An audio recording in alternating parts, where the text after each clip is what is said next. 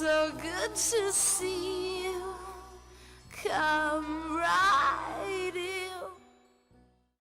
Zarkana, created by the celebrated Cirque du Soleil, poised for one of the greatest stages in the world, New York's Radio City Music Hall. The message of Zarkana is imagination is beautiful, starting with the viewer's imagination. That's where everything happens. At the heart of all this, there's the dream of an audience being available for an adventure. It's an all-day dress rehearsal called the Lion's Den, a reference to the ritual battles in ancient Rome's Colosseum. I want to say thank you. Enjoy your couple of weeks of break. Take care. And we'll see you in New York. Thank you very much. Bye-bye. Within minutes of the Lion's Den completion, the show directors head off to evaluate the rehearsal and plot their finishing touches for Radio City. While legions of hard hat workers swarm the arena to immediately start tearing down the set and packing up the hundreds of road cases for the trip to New York. On May 3rd, 2011, Orlando musician Terry was working for a contract company hired by Cirque du Soleil to help complete its ambitious construction on its huge Zarkana set at Amway Arena, loading aluminum lighting trusses onto forklifts and stabilizing the load as it was slowly lifted into the air. What happened next would change Binion's life forever. The load tilted, then it fell, fatally crushing Irwin. According to an investigation by the Occupational Safety and Health Administration, the forklift driver was not properly trained or licensed by his employer, Cirque. The company was fined $10,000 for Irwin's wrongful death, but that was all that could be done. 1 week later, the irreplaceable cargo arrives at Radio City Music Hall, where everything is now unloaded, box by box. So it's a 12 feet by 12 feet loading dock, going on a ramp down 12 feet down the street level. And we have 40 trucks full of equipment and pieces that weight like 2 tons, 3 tons. And it has to fit through a little door. And once everything is inside and unpacked, the set, arches, curtains, floor, technical grid, and acrobatic equipment all are put into final position at breakneck speed. The challenge now is to be ready on time.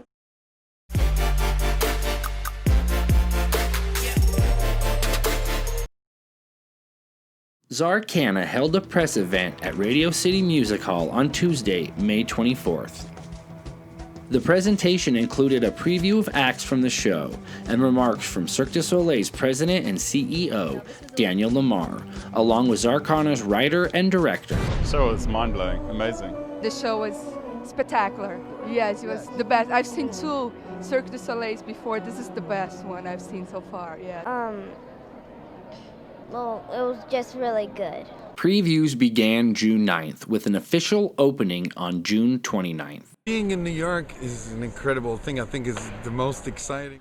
The 65th Annual Tony Awards was held on June 12, 2011 at the Beacon Theater, ending a 14-year tradition of holding the ceremony at Radio City Music Hall. I'm not jealous. You are? No, I'm not. I only play the big rooms. Oh, yeah. wow. Beacon joke. Interesting. A little one. The ceremony was displaced by Cirque du Soleil's spectacle Zarkana in 2011, and it looks like the award show won't be returning to the storied venue anytime soon, as the acrobatic spectacle plans to return to Radio City Music Hall for the next 5 summers. Fun facts, yeah! The Beacon was home to the short-lived, fabulous flop Banana Spiel. The reviews are in, and Zarkana beats Banana Spiel by leaps and bounds. Yet while entertaining, the show falls short of astounding as a whole piece. The director often leaves the stage crowded and without a vocal point. The killer acts seem to stop and go largely due to intervals of 2 clowns that attempt to distract the audience in front of a curtain. Yes, I know they are most likely needed while the next scene is being set into place, but it's nonetheless a tedious transition. Ultimately, with this new show, Cirque is well on its way to repairing its New York reputation. The Spider-Man comparisons. In the early stages, director Julie Taymor was trying to duplicate the surreal grandeur and technical wizardry of a Cirque du Soleil Vegas event. An amazing, visceral, theatrical experience. It's my absolute ambition that you are touched to the core of your being with the content. What was Spider-Man supposed to be? Sure, they wanted to create something that Broadway had never seen. They wanted to blend circus, music, flying stunts, sort of create like a Cirque du Soleil meets Broadway. More dark, more sort of dark and twisted. Bullying by number. Bullying by number. Bullying by number. When Guy was in Russia training to become a space tourist, he received a phone call from his buddy Bono. According to Guy, Bono was seeking new investors for his musical Spider-Man Turn Off the Dark, which he would consider. I saw the figures. They're crazy, he said, explaining that not enough money would end up on stage, so he turned down his friend's proposal. And where her show had the insect goddess Arachne hover over Peter Parker's travels, Zarkana has a Spider-Woman in one of the leading roles, plus mammoth web design and lots of flying. Nick Littlemore provides some serious pop opera songs that Guru sings with his rich rock star baritone, which has a smudge more melodic edge than the ones Bono and The Edge composed for Tamor.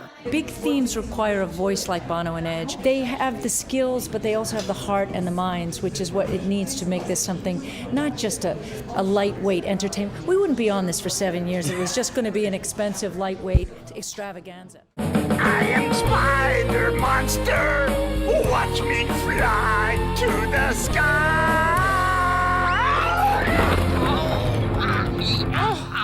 Oh, that's not flying either. He just dropped you. You must be patient, sir. It is Bono's first show ever.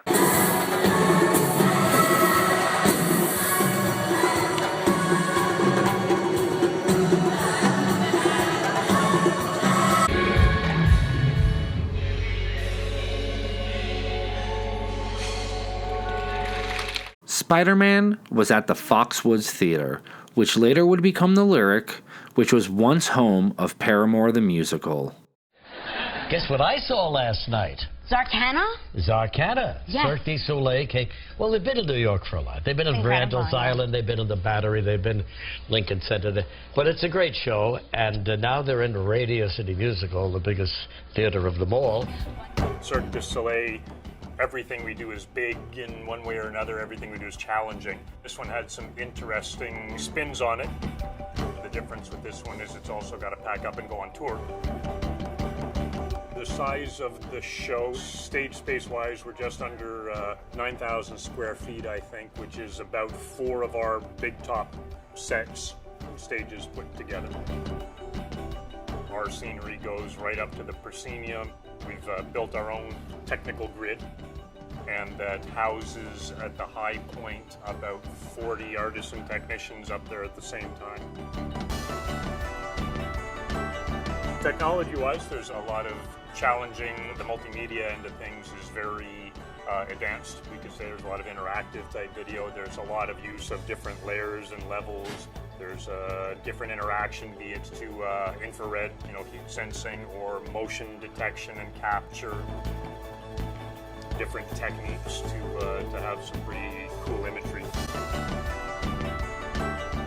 What I'm most proud of for myself and the team, I guess, is to have gotten this far with the lighting and the video and the set design. I mean, they all blend so well together. It's really, really impressive. Even people on my team who've been around for a lot of shows, we're all kind of, that's pretty cool. The tour. Madrid. In an arena format. Interesting.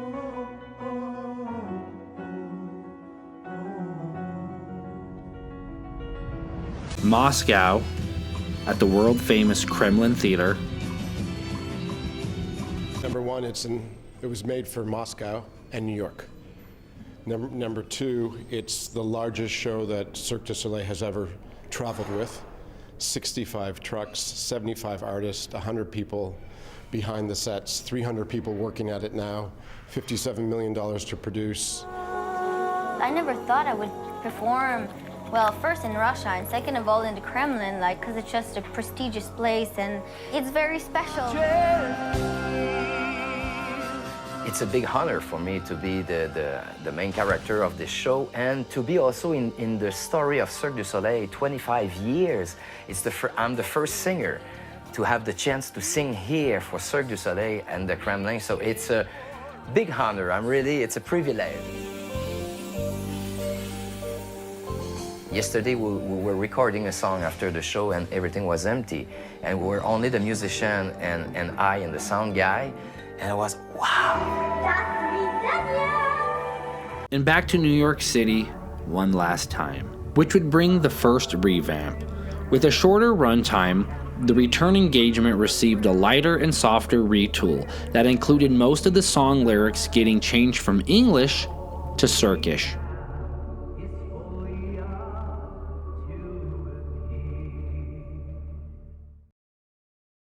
Viva Elvis to be replaced.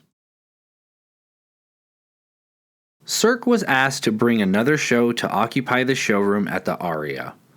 With no time to create a production from scratch, in part because MJ1 was being prepared for the Mandalay Bay Resort down the street, speculation began on what would replace Viva Elvis and centered around two shows. Zed, which closed at the Tokyo Disney Resort, and Zarkana. The two Cirque shows directed by Francois Girard. In fall of 2011, Guy and Daniel attended a performance at Zarkana at Radio City Music Hall. They have been questioning the viability of Viva Elvis, nothing that City Center's clientele felt closer to, the type of audience buying tickets to Zarkana in New York City. The more we were looking into the crowds attending Zarkana, the more we were seeing a demographic. Soon, Cirque officials invited City Center executive Bobby Baldwin to attend the show in New York City. Baldwin liked it, and Zarkana became the favorite among executives representing Cirque and MGM Resorts International. Zed was deemed a bit too traditional and not distinctive enough in the Las Vegas market. Zarkana uses video more prominently than most Cirque productions, and it's also a love story. Zarkana is a production of the perfect size and scope for the beautiful theater at Aria. We are pleased that visitors to Las Vegas will be able to experience the show and feel that Zarkana is a perfect complement to the portfolio of Cirque du Soleil shows on the Strip. When asked what if the unspeakable were to happen, what if the show does not capture audiences at Aria? If for whatever reason it wouldn't work, nobody should blame the content of the show. Lamar said, Hola, I'm Daniel Lamar. We know the content of the show is working. The reasoning is obvious. If the show doesn't work here, it'll be for other reasons. Maybe those reasons will be bizarre and arcane, but they won't be Zarkana. We have the luxury today, with this being a sure bet, of the touring title that has sold more than 1 million tickets in other markets. We know the show is working. We know the show is successful, and we owe it to our partner to bring a sure bet. The underperforming Viva Elvis will close at Aria on August 18th, and Zarkana will open October 25th, with a formal debut of November 8th. And countless Elvis shows have come and gone, including the Viva Elvis Cirque show that lasted 2.5 years. Thankfully, the Aria Theater will not have to be remodeled. The original version of Zarkana cost $55 million, a price tag that covers only the show itself, not the construction of a theater. That makes Zarkana the biggest Vegas Cirque show ever. That can't be right. Hold on. Described as Cirque's vision of a rock opera, will bring the Canadian company's return to its own in-house, non-branded content in Las Vegas after the past 3 of its 7 residential titles have been themed to magician Chris Angel, the music of the Beatles, and Michael Jackson. People are not going to compare it to the other shows. Lamar said, I guess that was our first criteria. Following unprecedented success in Madrid and Moscow, as well as 2 summers at the legendary Radio City Music Hall, Zarkana will find a permanent home in Las Vegas. Bill McBeath, Aria's president and COO, said, We look forward to welcoming the cast and crew later this year. We're certain they will love their new home, and we're equally certain that the audience from around the world will be wowed by this incredible production. The last day of our official loadout here at Radio City. Unfortunately, the last day also is some of our heaviest equipment that goes out as well. The last thing that usually leaves here is the high wire that comes off the orchestra lift. And, once that's wrapped up, it's pretty much the last thing that we push out of the building. This morning was the culmination of 65 18-wheel tractor trailers that left Radio City Music Hall, which is where Zarkana was previously performing. They packed up all their goods, their props, their equipment, and they brought it out to Las Vegas, to Aria, their new home. And today was the 65th and final truck. And as you could see, the Spider-Woman came out, and she was the final piece of the puzzle.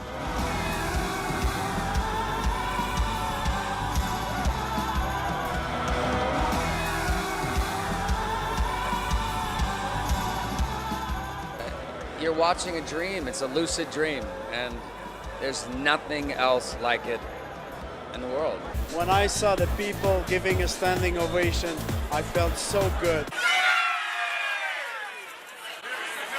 Context of Zarkana, I think one of the biggest challenge was to deal with the scope of Radio City. As it turns out, this theater here at the Aria is almost the same stage opening, like the Proscenium March is about the same as in Radio City, which is taller than it should be. Like it's a really hard task to make the whole scenic cage live. Churchill and his team spend painstaking hours assembling the grid and bringing the stage to life. It takes roughly 3 weeks to get it ready for the artists and acrobats. The theater is amazing. The theater, you know, we did Radio City in New York. That's 6,000 people in the house, and people were so far from the stage. The way the theater is built is, for me, it's amazing because I have the feeling they are close to the stage, and I love it.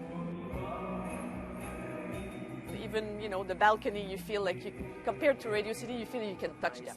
Huge privilege to open this show here in Aria, you know. A side of me feels like a little bit home. And that's what I feel, you know, the energy is really strong here. It's hard not to look at this with a sense of pride because it's really one of the most beautiful shows I've ever seen, let alone worked on. But what we'll see in Vegas is a slightly different show, as a second light retool was given. Vegas was very good to Zarkana, but the fascination with the new clowns on the strip was about to wear off, and in the worst ways possible. Cirque recently celebrated the first anniversary of Zarkana's residency in Las Vegas.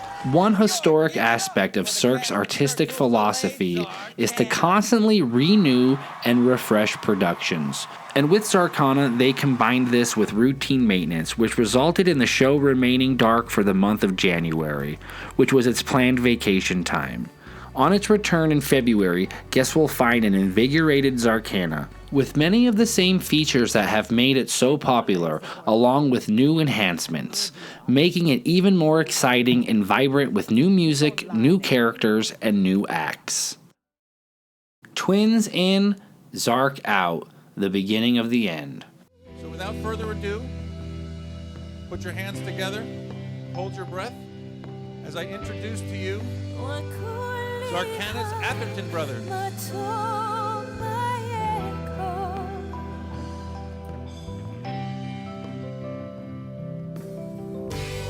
Bigger stage than a Cirque du Soleil show in Vegas, and we're getting to perform it now, so we're so excited to be here. What's now the third iteration of Zarkana is fast and lively, even if it lacks any point of direction. It's now closer in content and tone to the fan favorite and long-running Mystère. After its second summer in New York City, the show already had shed English language songs and most of the story about a magician who revives the ghosts of an abandoned theater in a bid to reunite with his lost love. Sadly now, even the magician is gone. His name was Zark.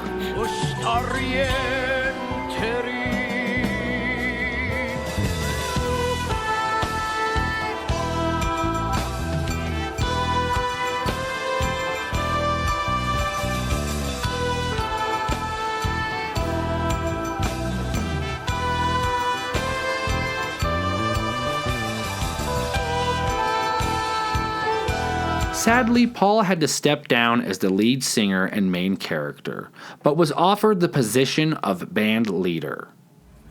And now it is up to the clowns, Hocus and Pocus, to awaken the theater's ghostly movers. Personally, I like the slow burn, atypical, quiet, moody opening when the theater stirred to life. The comparative jump start is at least a trade-off. It gets the show quickly out of the gate and allows a whole new act to be squeezed into the same running time. That would be the aerial strap duo, Kevin and Andrew. Identical twins who soar beyond the curtain line of the proscenium stage, which often makes the action, as it did with Elvis, appear more distant than it should. However, this isn't really a big deal because the audience absolutely eats up the act. No matter what show I've seen them in, they always get the biggest oohs and ahs from the audience. Twins, yes! We're going to see the twins, yes! More subliminal changes included punchier music from composer Nick Littlemore, who replaced much of his cinematic underscore. It took 3 years, 100 and something songs, and a hell of a lot of gray hairs. I would feel that the score before was a lot darker, and it sort of leaned closer to maybe psychedelic music. And now it feels like the score is heading closer to sort of stadium rock like U2 or Coldplay, but it still has a lot of elements of kind of magic and mystery and mysticism in there. Yeah, but it's always going to be Cirque, so it's always going to have some unknown elements. To me, it feels now like it's like that. It's arms wide outstretched, and it really kind of envelops. There is no longer any attempt to explain why singer Cassiope shows up as a snake or a spider, since they are no longer out to jealously thwart the magician. Now she's just part of the cool production design. Without a doubt, the new version is nowhere near as good as the twisted yet beautifully heart-wrenching iteration that landed at Aria in fall of 2012. Yeah, the final version retained the concept of a haunted theater, but had the two clowns elevated to protagonists journeying through the magical land to help restore it to its former glory, while Zark and the quasi-musical trappings were dropped. The mutant ladies became the same character. Leah was the shape-shifting spirit of the theater itself, initially appearing as grotesque forms, but emerging as beautiful and gentle in the finale, with the magical land restored by everyone's efforts. This ran until April 2016, when the production was closed permanently. Yes, we did it. Dare to look. Zarkana by Cirque du Soleil. Live at Aria Resort and Casino. The Strip property announced plans to build a $154 million convention center. The project will add 200,000 square feet to the property across 4 stories for large-scale meetings and events. The new convention center space will take the place of the area currently being used by Cirque du Soleil's Zarkana, which will close on April 30th. Construction is set to start in May of next year and is expected to wrap up in February of 2018.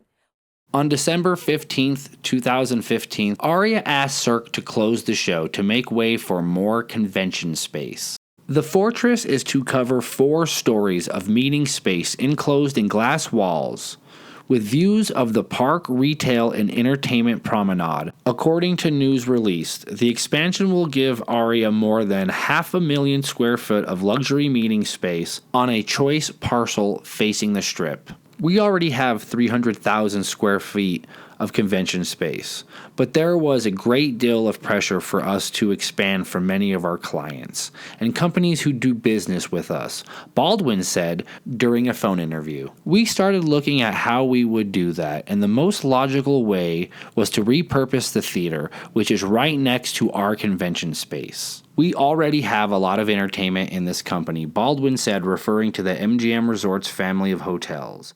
We have the new 5,000-seat Monte Carlo Theater, the Las Vegas Arena, and the park all under construction. Baldwin said the cast and production team of Zarkana would be absorbed into other Cirque productions on the Strip and elsewhere.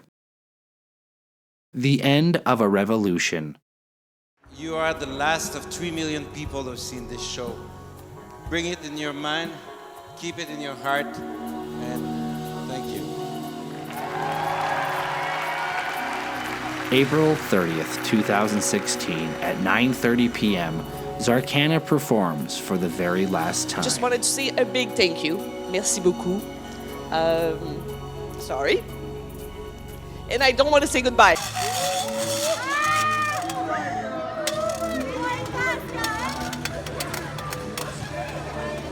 We want to thank you for all the love, all the support.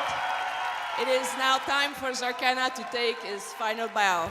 Thank you very much for coming here.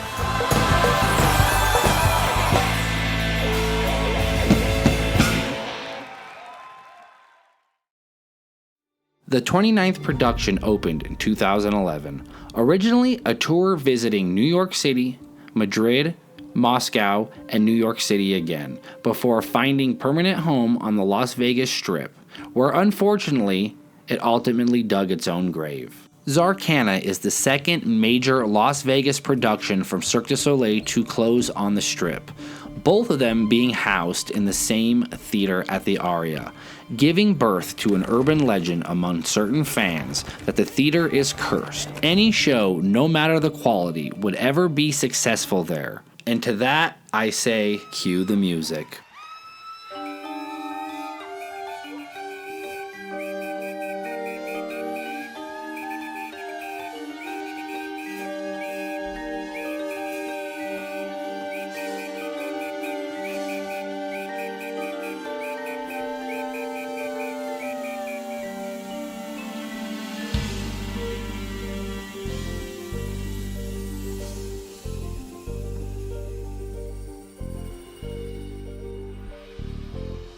Farumasta nuni minda fandari e jay munzari furta endel soma keva ke penderie findo lairi mora del trieno bova il fucir senda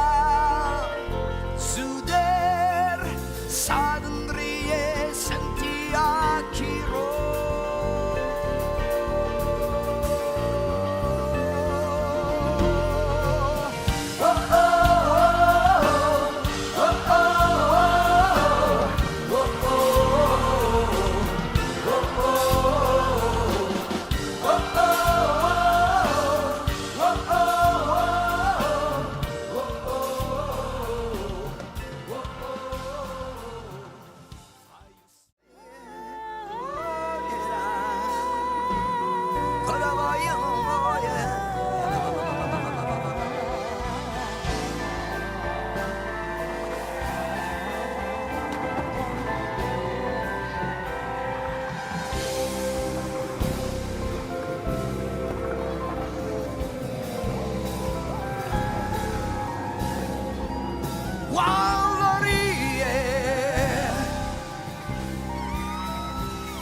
You can't riela Vindariensi Vandevi Seran. Aria Resort and Casino has officially opened a $170 million convention center expansion. It includes a new executive meeting lounge and some stunning views of the park and T-Mobile Arena. Executives say the expansion will allow Aria to accommodate larger conventions and attract new business.